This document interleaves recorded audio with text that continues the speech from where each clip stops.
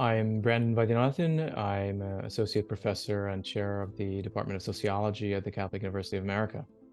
The Beauty at Work International Symposium was an event we organized to try and bring together people from a variety of fields, scholars, practitioners, from very diverse backgrounds, from the sciences, from the humanities, from business, from the arts, and to try to foster an interdisciplinary and international discussion on what beauty looks like in different domains of work. We don't typically think of the word beauty when we think of work. Work is often seen as a necessary evil and a source of drudgery and burnout. And I think the word beauty can help open up our imagination and direct our attention to aspects of work that we typically neglect.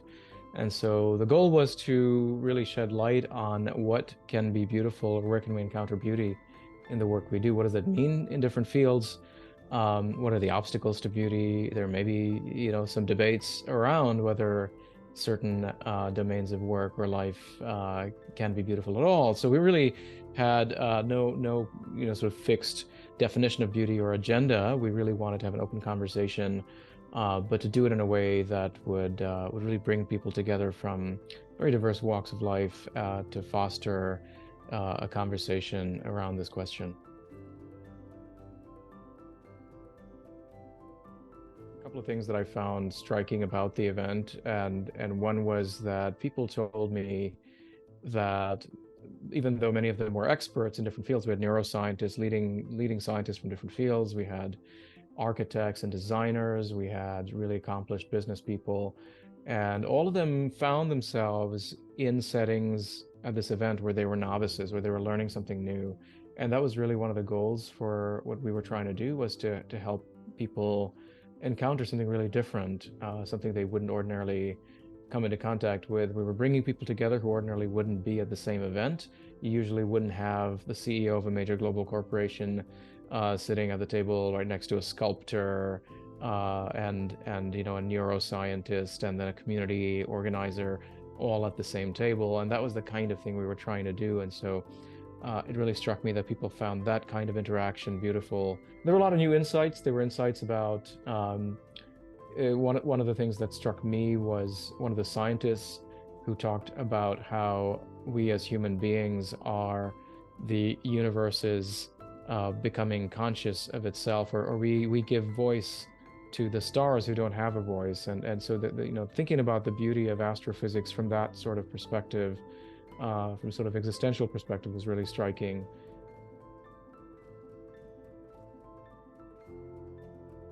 Yeah, I started thinking about the concept of beauty in a course on social movements I took when I was in grad school. And I was reading about how movements are often driven by moral outrage. And it struck me that rather than being simply a negative shock that propels activism, there has to be some positive aspect. So if you're complaining or you're grieving or lamenting the loss of something, well, that something has to have a certain appeal to it, right? So there has to be an underlying vision of the good that you find appealing, that is attractive, that's desirable, that you want to bring about in the world. And so justice has to be connected to beauty in order to motivate you, I think. And then I didn't, that was many years ago. And then the next time I really thought about beauty was when I was talking to scientists in different countries, and in asking them why many of them were making sacrifices in their work. They were scientists doing fundamental sciences or basic sciences, working mostly in universities, and they had given up lucrative careers they could have had in industry. They had worked long hours, sometimes sacrificed their health and family. We asked them why they did what they did. We were really surprised to hear them say, because it's beautiful. And that word beauty that kept coming up, and it wasn't something I expected. And so I really want to understand what they meant by it. And so I spent a few years studying what scientists mean by beauty. And the more I heard scientists talk about beauty, the more I found myself really being able to appreciate the kinds of things that they found beautiful. I found beauty a sort of doorway through which to better understand science and fall in love with science. I'd say there's a lot of people who find beauty in the purpose of what they do. It has to do with why you're doing what you're doing, why your organization or the services you're providing or the products you're developing, why they matter, and what is the sense of purpose behind your work or your organization. And so that is one area where people find a lot of beauty.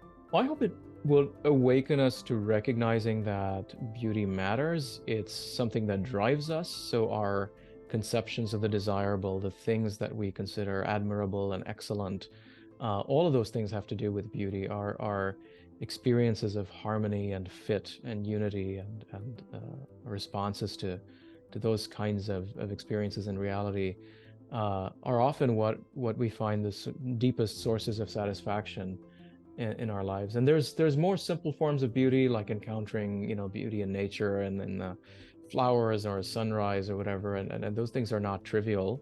I think encountering even those moments of beauty frequently is good for your mental health, and it's good for us to sort of also pay attention to, as are the more profound moments of sublimity, of the sublime, where you're pulled out of yourself, you experience a sense of awe and transcendence and a sense of grandeur or the vastness of the universe and reality.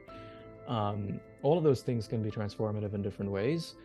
But beauty can also be misleading. Beauty can also derail us. Beauty can be untethered to truth and goodness and justice. So it is true that conceptions of beauty have been, you know, particularly if you look at, you know, the effect on young women and girls, and the effect of the beauty industry and beauty culture. It's certainly, you know, destructive. So there's all of that stuff. There's the way in which even in science, the beauty, the seductive beauty of the perfect equation, you know, can derail scientific progress. And so there's ways in which beauty can be a problem, but all the more reason to pay attention to it, right? So pay attention to what we find beautiful, and how is it helping you flourish, and how is it preventing you from flourishing, or how is it, you know, an asset or a liability when it comes to pursuing a good life and a flourishing life. As a sociologist, very used to critiquing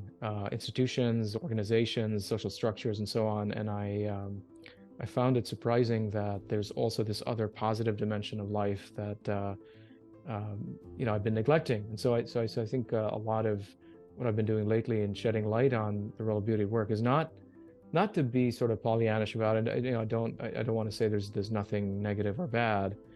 There's lots of problems in all of our organizations and the social structures we're living in, but I think we also need to pay attention to where there is light and hope and grace and beauty, where we encounter things that pull us out of ourselves and animate us, give us energy, and things that are worth being grateful for and celebrating. And so that's been the project.